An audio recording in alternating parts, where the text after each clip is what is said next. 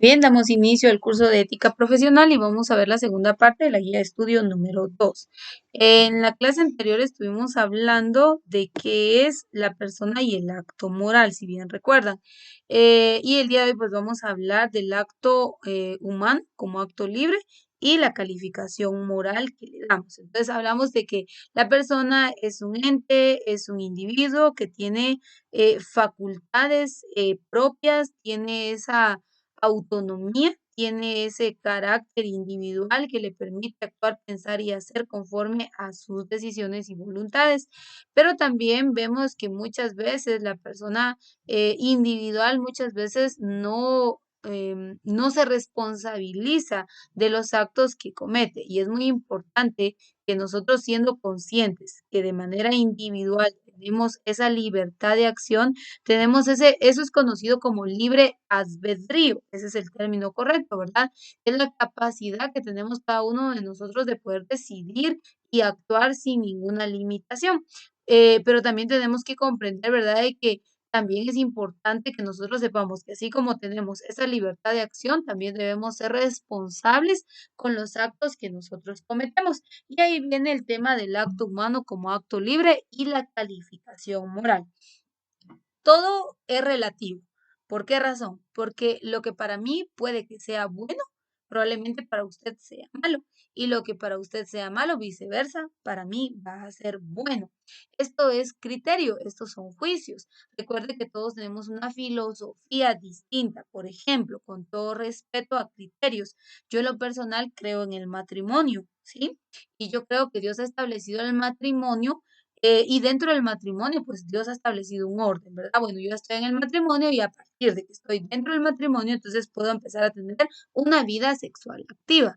Ahora bien, hoy en día la moda, las tendencias, los géneros no nos dicen eso. Hoy en día dicen, bueno, entre más rápido usted empiece a tener relaciones sexogenitales, entonces empezará a experimentar. Y a eso los medios, la televisión, la radio, la música, las modas a eso invitan. Incluso países extranjeros hay formación sexual y los jóvenes empiezan a tener una vida sexual activa a partir de los 13 años. Entonces vemos que a mi criterio, o sea, desde mi punto de vista, con mis valores, con lo que yo pienso, mi formación, mi ideología y demás, yo tengo cierto juicio.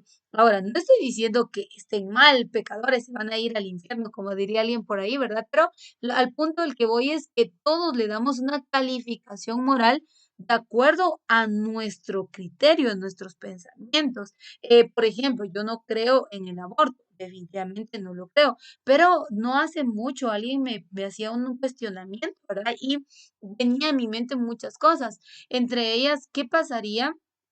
Dios no lo quiera, ¿verdad? Pero voy a ponerme como ejemplo, que haya experimentado un caso de violación y en mi caso, ¿verdad? Yo no pueda solventar la situación, o sea, yo no pueda salir de esa situación y resulta que quedé embarazada. ¿Qué haría? ¿Abortaría?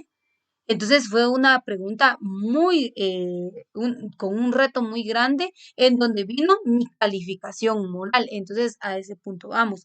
Por ejemplo, con los géneros musicales, ¿verdad? Hay música que hoy en día nos incita a, por ejemplo, hay géneros musicales que incluso generan depresión. A mi criterio, yo sí sé que la música me lleva, como diría alguien, ¿verdad? Es un género cortavenas, diría alguien por ahí. Si yo sé que esa música me arrastra a ese estado de ánimo, en lo personal no la voy a escuchar, pero ese es mi juicio, ese es mi criterio. Entonces vemos que el acto humano es libre, pero la calificación moral muchas veces va a depender de lo que nosotros creamos. Por ejemplo, yo creo en el noviazgo y sé que el noviazgo es la antesala al matrimonio. Ese es mi criterio. Por lo tanto, yo no voy a andar por ahí dándole un sí a todo mundo, ¿verdad? Porque no me voy a casar con todos ellos. Entonces, en lo personal, yo creo en un amigo, un novio, un esposo y que sea la misma persona. Y por ello, hasta el día de hoy, he mantenido mis bases al respecto. Entonces, ese es mi criterio, ese es mi pensamiento. Claro que al escucharlo, algunos probablemente no me crean y otros se vayan a horrorizar, me vayan a decir, bueno, ¿y cómo es posible? Hay personas que le dicen, yo he escuchado consejos como experimentar, la vida es una y hay que disfrutar de las personas. En mi criterio y mi calificación moral, yo no lo vería desde ese punto de vista. Tema, drogas. Hay personas que dicen, bueno, un poquito, un alcohol o el cigarrillo, es solo un poquito, solo para pasar el rato, solo para distraerme. En mi calificación moral, yo como mujer y con mis valores digo no, pero a ese punto voy, que todos tenemos un pensamiento diverso. Entonces a eso responde el acto libre y la calificación moral. Para que lo entendamos mejor, dice, la moral o la moralidad es propia y exclusiva del lograr humano. Es el único ser que puede cumplir libremente con sus actos, con el fin último u orden moral que le corresponde. El acto humano se caracteriza por ser libre. La libertad es la capacidad de la voluntad de moverse por sí misma. Vea, usted tiene libertad. Nadie puede venir y privarlo de esa libertad o evitar que usted piense, actúe, se vista, coma, haga lo que usted quiera, porque usted está en esa capacidad. De hecho, la Constitución Política de la República respalda esto, porque la Constitución dice que se promueve y se respeta la libre locomoción y el libre pensamiento, es decir, que como personas individuales tenemos ese derecho, es un derecho constitucional. Ahora, ese acto libre nos tiene que también hacer tener conciencia de la responsabilidad que conlleva, ¿verdad? Ahora dice, el hombre puede o no cumplir su fin porque es dueño de sus actos. Actúa libremente, mientras que el animal es movido por el instinto. Entonces, nosotros somos entes racionales, ¿verdad? A diferencia de los animalitos, ellos no razonan, nosotros sí razonamos. Por lo tanto, pues debemos ser conscientes de la responsabilidad que conlleva. Ahora, el acto humano, dice, procede de la inteligencia y de la voluntad desde el punto de vista operativo. Primero es la inteligencia, pues es la que conoce el fin y lo muestra a la voluntad quien elige alcanzarlo o no. Yo siempre he dicho esto y no lo digo con afán de orgullo o egocentrismo, pero yo siempre he dicho que yo soy una persona muy inteligente. Y yo no sé usted cómo se califique, pero en mi caso yo siempre he dicho yo soy muy inteligente y lo hago con el fin pues de tener un valor propio, un valor personal.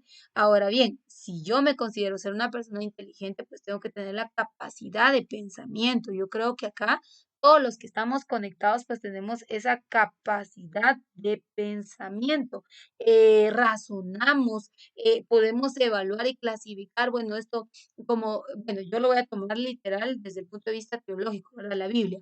La Biblia a mí me dice, todo me es lícito, pero no todo me conviene. Entonces, cuando yo voy a actuar, yo razono.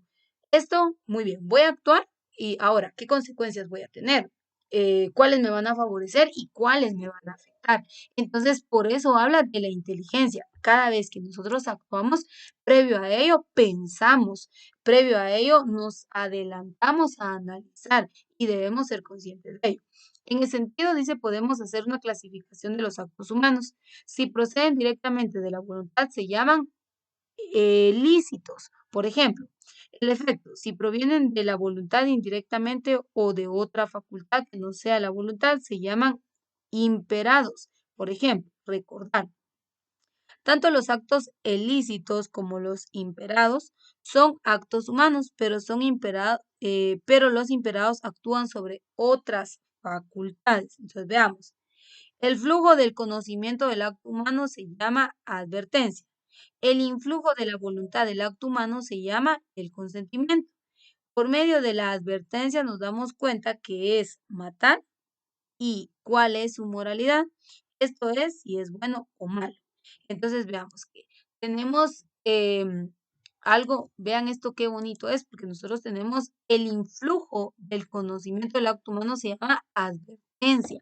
Entonces, yo les decía a ustedes, siempre que vamos a hacer algo, nuestra alarma o nuestra alerta interna está y se enciende y se activa. Y entonces conscientemente nosotros sin decir, sin hablar, nosotros cuando estamos pensando y se activa nuestra inteligencia, entonces se activa esa alarma cuando la acción que vamos a cometer es incorrecta y eso es algo natural y alguien puede decir, no, esto a mí no me pasa, porque a todos, por muy distraído que usted sea, a todos nos va a pasar que nuestra conciencia, nuestra inteligencia, nuestra mente se activa.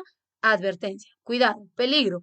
Entonces, de nosotros depende darle ese influjo de la voluntad, es decir, consentir. independientemente de que se haya o no activado nuestra alerta o nuestra advertencia, de nosotros depende el decir lo hago o no, o rechazar, siendo conscientes de que ya previo tuvimos un aviso, el cual nos está indicando que puede haber una consecuencia.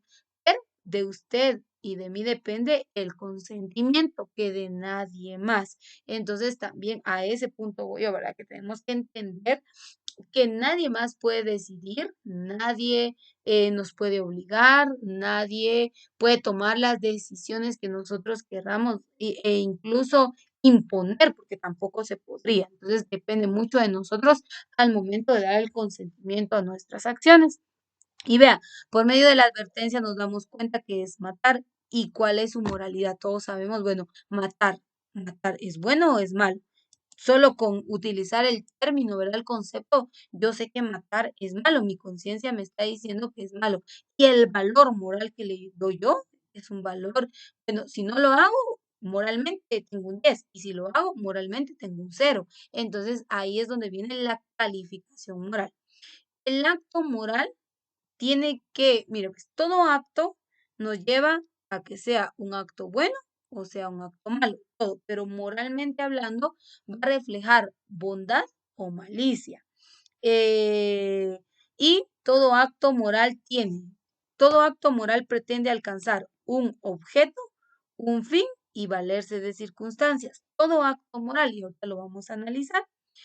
Ahora vea, bondad o malicia de los actos humanos.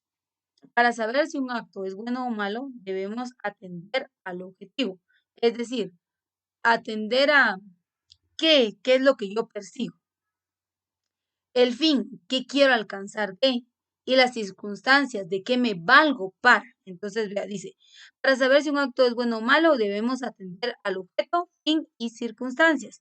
¿En qué ocurrió? Se trata de los tres elementos básicos para emitir un juicio moral. Entonces, ¿qué es el objeto? Hablando del acto moral, ¿qué es el objeto? Entonces dice, lo que persigue la acción es objetivo. Se trata de aquello a lo que la acción tiende de suyo, considerándolo en su relación con la norma moral, es lo que la misma acción persigue. Por ejemplo, al robar, el objeto es apoderarse de lo ajeno. Al matar, quitar la vida. Al regalar, que otra persona tenga lo regalado. Entonces, el objeto es qué quiero, o sea, qué ¿qué quiero alcanzar con? Por ejemplo, bueno, yo quiero bajar de peso, muy bien, pero no solo es el hecho de bajar de peso. Entonces yo quiero hacer ejercicio, sí, pero al hacer ejercicios y bajar de peso, ¿qué quiero? Mi objeto es tener una figura escultural, ¿sí? Por ejemplo, al ahorrar, bueno, no solamente es acumular dinero. ¿Qué quiero al ahorrar? Bueno, al ahorrar quiero comprarme un carro, quiero comprarme una casa, quiero comprarme un teléfono. Entonces, el objeto es lo que yo pretendo conseguir o lo que yo persigo al momento de realizar la acción. Entonces, ese es el objeto, el fin. El fin dice lo que persigue el sujeto es subjetivo, o sea, algo interno, dice, es decir, es lo que el sujeto quiere lograr por medio de la acción que realiza. Por ejemplo, alguien roba un auto para hacer un viaje, alguien hace un regalo a un juez para obtener su sentencia favorable. El fin del sujeto puede hacer mala una acción buena, pero no puede hacer buena una acción mala. Entonces, regresemos al objeto. Yo quiero, como les dije, quiero hacer ejercicios. Bueno, ese es mi objeto. Voy a hacer ejercicios, voy a bajar de peso, pero el resultado que yo obtengo de estas acciones es mi fin. Y entonces ya les dije, bueno, tener una figura escultural, lucir el cuerpo, por ejemplo, qué sé yo, hacer una sesión fotográfica. Entonces, este es el fin. Entonces, el objeto y el fin van relacionados. Nadie actúa o hace algo sin tener un fin. Todos. Por ejemplo, usted ahora está estudiando porque usted tiene un fin. Su objeto no es estudiar, o sea, usted se está valiendo del estudio, pero ¿cuál es su fin? Muy bien, yo me estoy estudiando porque mi fin es graduarme de aquí bueno, un par de meses ya nos quedan, me gradúo, pero graduarse literal es su fin. No, Usted al graduarse sabe que, bueno, voy a tener un mejor, voy a tener un documento que me va a respaldar y pueda tener una mejor opción laboral. Entonces, su fin es tener un mejor trabajo, su fin es poder generar nuevos ingresos económicos, su fin es posicionarse o avanzar a otro nivel académico. Entonces, usted siempre que piensa en un objeto, usted tiene un fin en mente. Entonces, ahí es donde vemos que nuestros actos muchas veces pueden tener bondad o pueden tener malicia. Y aquí viene el punto en donde se convierte en bondad o se convierte en malicia. ¿Por qué razón? Porque muy bien, ya tengo claro cuál es mi objeto, cuál es mi fin, pero ahora las circunstancias. Y aquí es donde ya viene el tema moral. Porque dice, en el orden moral, las acciones humanas no agotan su bondad en el objeto moral. Las circunstancias que son accidentes modifican el objeto moral. Entonces, las circunstancias es de lo que yo me valgo para poder llegar a mi fin, ¿sí? Eh, aquí vamos a ver los tipos de circunstancias. Y mire, esto es muy importante y muy interesante. Muchas veces de hecho, yo le hacía una pregunta a una persona, yo le decía, yo no entiendo cómo hay personas que no pueden tener conciencia. Bueno, la tienen, yo sé que la tienen, pero ¿cómo ignorar su conciencia? Creo que esa es la palabra clave, ¿verdad? ¿Cómo hay personas que ignoran su conciencia? Porque a todo ser humano ya vimos que vamos a actuar y se activó la advertencia. Advertencia, la alerta está activa de cuando estamos haciendo las cosas mal. Entonces yo le decía, yo no comprendo cómo se tiene la capacidad de actuar y aún así, el saber que se actuó mal, aún así, pues andar con la frente en alto, ¿verdad? Ustedes como que nada hubiesen hecho. Entonces, yo hacía esta pregunta, entonces me decían, bueno, son personas que carecen de valores. Esto es algo muy cierto, ¿verdad? Porque una persona con valores es incapaz de hacer daño. Una persona con valores no fácilmente va a destruir. Una persona con valores no va a dañar o no va a perjudicar a otros, porque su conciencia moral le dice, no, esto no está bien. Su conciencia moral le dice, alerta, deténgase, no lo haga. Pero es cuando la persona tiene valores. Entonces veamos las circunstancias. ¿Quién obra? Esto es la persona que realiza la acción. No tiene la misma moralidad el juicio falso de un notario que el de una persona privada. Entonces, dice, no tiene el mismo juicio moral o no tiene el mismo valor moral el juicio falso de un notario que el de una persona privada. Entonces, aquí vemos que, por ejemplo, yo fui la que hizo o cometió el acto. Ahora, yo voy a tener un criterio, mi pensamiento, mi filosofía me va a decir, bueno, a mi criterio y a mi juicio, pero recuerden que dice también la Biblia, nadie tiene que ser tiene que ser sabio en su propia opinión, porque todos, pues si en mi propia opinión yo voy a considerar tener siempre la razón, pero es muy importante escuchar a los demás, porque muchas veces nosotros nos valemos de nuestros juicios y no aceptamos corrección alguna. Y ahí estamos cometiendo un grave error. Es importante que escuchemos a los demás, cuál es la opinión de los demás y pues si tienen la razón, ceder, reconocer el error y pues que más que enmendar lo que hemos cometido. Entonces, ¿quién obra? Punto número dos, la cualidad y cantidad del objeto producido. No es lo mismo robarse un lápiz que robarse un auto, definitivamente no, pero robar es robar. Aquí en la China, donde sea, robar es robar. No puede, como por ejemplo aquellas personas, o a veces lo hemos dicho, ¿verdad? Ay, voy a decir una mentira piadosa. No, mentir es malo. Y usted sabe que si miente van a haber consecuencias, así como puede ser, bueno, una consecuencia leve, como puede ser una consecuencia trágica. Por ejemplo, yo recuerdo, vi en un video que le hicieron una broma a una mujer y ellos en su juicio la broma era una broma pues para poder pasar el tiempo, reírse, asustarla o qué sé yo, pero se salió de control y la mujer sale corriendo de la casa, no se percatan que venía un auto, el auto la arrolla y ella pierde la vida. Entonces, no estoy diciendo que haya sido mal el bromear, sino hay que saber qué, a qué nivel y a qué medida se puede hacer. Entonces aquí es lo mismo, robar. Bueno, voy a robar un lápiz. Muy bien, un lápiz, me compro otro, el precio es de un quetzal. Robo un carro, el precio de un carro, bueno, es más barato, digamos unos 10.000 quetzales, pero al final es robo y es malo. Entonces, aquí vamos al tema de la calidad y cantidad, ¿sí? Lugar de la acción. Dice UBI, no califica del mismo modo una acción cometida en un lugar público como en un lugar secreto. Y aquí viene un valor muy importante que es la integridad. Yo voy a ser la misma persona en público como en privado, ¿sí?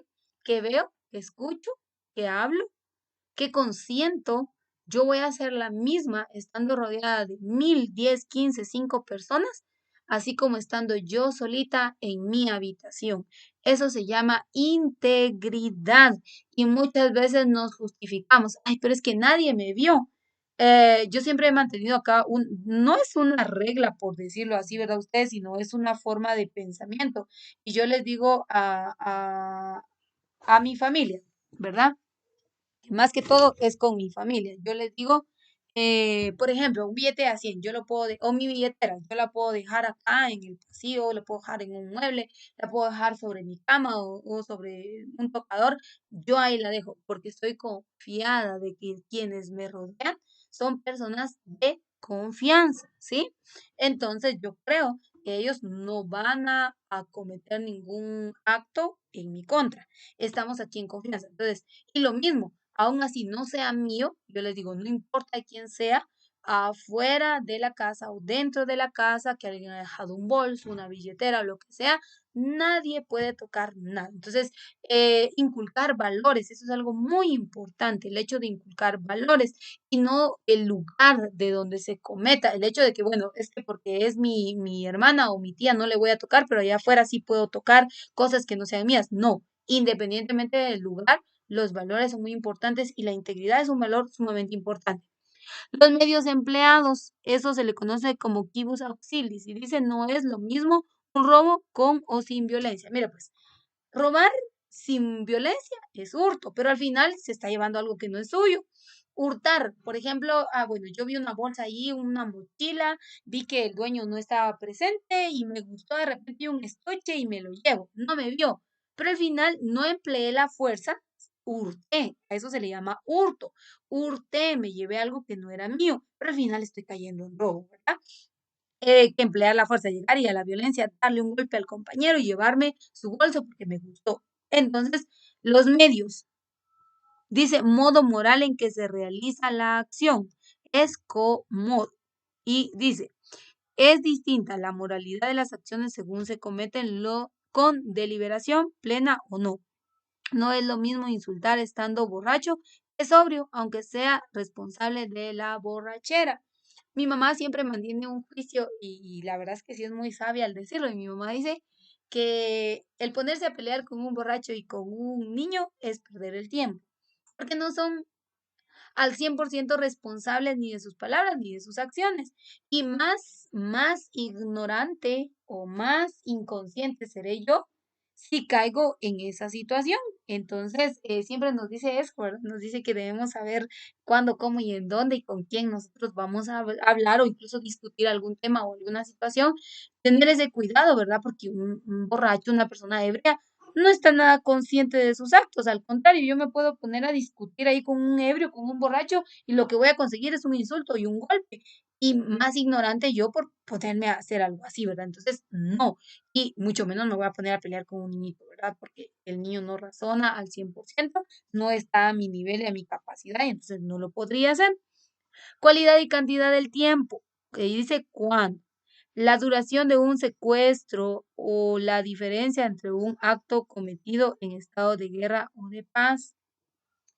¿Cuánto tiempo yo lo hago? Por ejemplo, alguien va a decir, no, es que solo fue una vez. Yo sé que muchas veces cometemos errores, somos humanos, vamos en el camino y erramos a cada instante, pero lo importante es reconocer, porque mire, no es tanto el tiempo, es que yo solo lo hice, pero fue poquito. No, no es eso. El hecho es de que hay cosas que no están bien y no importa si haya sido toda una vida. Alguien dijo en una ocasión, me gustó mucho esa frase, y dijo, una persona pudo haber sido mala, mató, robó, hizo mucho daño, pero al final en sus últimos días se arrepintió y pidió perdón. Qué bonito y qué paz encontró esta persona. A aquella que vivió su vida pero a la perfección, nunca hizo daño, nunca dañó, nunca perjudicó, pero el último día de vida mata, pobrecito, condenado. Entonces, cuando yo escuchaba eso decía, oh, qué interesante, ¿verdad? Ustedes, la verdad es que el tiempo no define eh, pues la recompensa que vayamos a tener nosotros a futuro, ¿verdad? Eso no está definido por el tiempo. Entonces, tenemos que considerar esos puntos, son muy importantes. La cantidad, cuánto tiempo nosotros hacemos o cometemos actos inmorales. Y por último, motivo por el que se realiza un acto. Aquí esto es, miren ustedes, yo siempre he dicho, desde que se inventaron las excusas, todo el mundo queda bien. Y muchas veces nos valemos de las excusas. Esto se le conoce como CUR. Una persona puede ayudar al prójimo con el fin de practicar la caridad, pero también por un cierto deseo de que se le agradezca su servicio o por vanidad. Y esto es un punto muy triste y lamentable. Esto lo vemos mucho con los políticos, ¿verdad? Usted es triste, pero cierto. Los políticos, que la bolsa solidaria, que le voy a regalar esto, que aquello, y ahí están las personas, ay, qué bonito, ay, qué amable, ay, que tiene consideración del pobre, pero en realidad, ¿será que ese es su fin? ¿Será que en realidad quiere cometer un acto de bondad o simplemente por ser visto? Porque lamentablemente muchas veces caemos en esta situación, solo por la fama, solo por el que dirán, solo porque me vean, solo por lucirme, realizo actos cuando no están naciendo del corazón. Entonces, es mejor, si va a dar algo poquito, pues que lo haga con todo su corazón y que su fin no sea el ser visto o el lucirse ante los demás. Y si ese es su fin, mejor no lo haga porque en algún momento recuerde que siempre pasamos factura de todo lo que realizamos e incluso esto puede ser calificado. Dice, los tres elementos que califican la moralidad de un acto humano son el fin, objeto y circunstancia. Actúan en unidad según sus tres principios. Entonces, estos ya los vimos anteriormente, así que cada vez que usted vaya a actuar, recuerde que hay circunstancias, nos valemos de circunstancias, hay un fin y hay un objeto y tenemos que ser conscientes como seres humanos, que somos personas individuales pero que también tenemos que ser racionales, tener la capacidad de juicio. Ya le dije, no valerse de su propia opinión, porque esto no es sano, no es correcto. Ya le dije, nadie es sabio en su propia opinión, así que escuche la opinión de los demás. Consejo sabio, en una ocasión dice que hubo un joven que llegó a ser rey. Y dice que este joven tenía muchos amigos y los amigos le empezaron a aconsejar, pero hubo alguien que le dijo, ve con los ancianos, ellos tienen más vida, ellos tienen experiencia, ellos han vivido, ellos han también pasado por muchas situaciones, te van a orientar. Pero vinieron los jóvenes amigos y se rieron y les dijeron, ¿qué van a saber ellos? Ellos ya están grandes, ellos ya van a morir, ellos no te van a ayudar en nada. Y el joven rey hizo caso a los consejos de sus amigos jóvenes y se dejó guiar por ellos. No duró mucho en el reinado porque fue destituido.